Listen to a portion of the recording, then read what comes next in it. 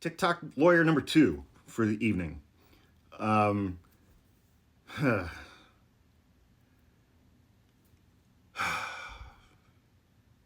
Deep breath. Okay, let's dive in.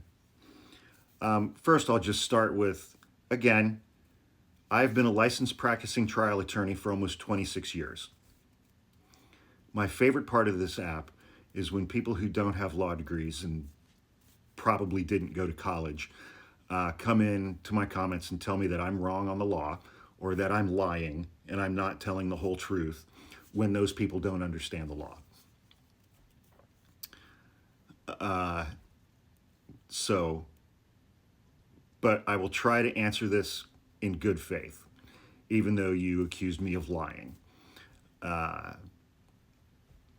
and even though you're dumber than me. Sorry. Uh, let's take it piece by piece. State of New York dropped the statute of limitations temporarily. Relative to criminal charges, no, they did not.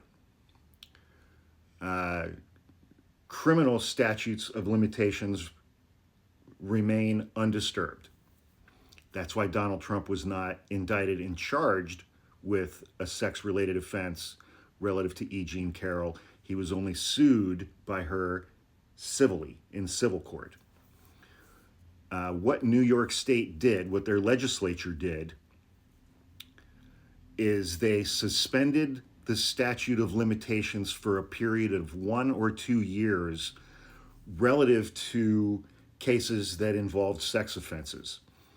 So that in a case like E. Jean Carroll, where the statute of limitations for her civil claims against Donald Trump had expired, that statute of limitations was revived by the state legislature. That's why we had. I mean, this for that period of 2 years, there were all kinds of civil cases filed in the state of New York against all kinds of famous people. Donald Trump being one of them. Now, so they did suspend the statute of limitations relative to civil lawsuits for 1 year or 2 years. I can't remember exactly which. And it was during that window of time that E. Jean Carroll filed her civil lawsuit against Donald Trump. So that Donald Trump could be charged in the civil suit. No one is ever charged with anything in a civil suit. If you are charged with something, that's a criminal case. Donald Trump was not charged with anything in the E. Jean Carroll case. You guys have an absolute fundamental, foundational misunderstanding between criminal cases and civil cases, and you try to use the language of the two interchangeably. And the language in these circumstances matters a great deal, and you don't understand it and you don't know what you're talking about.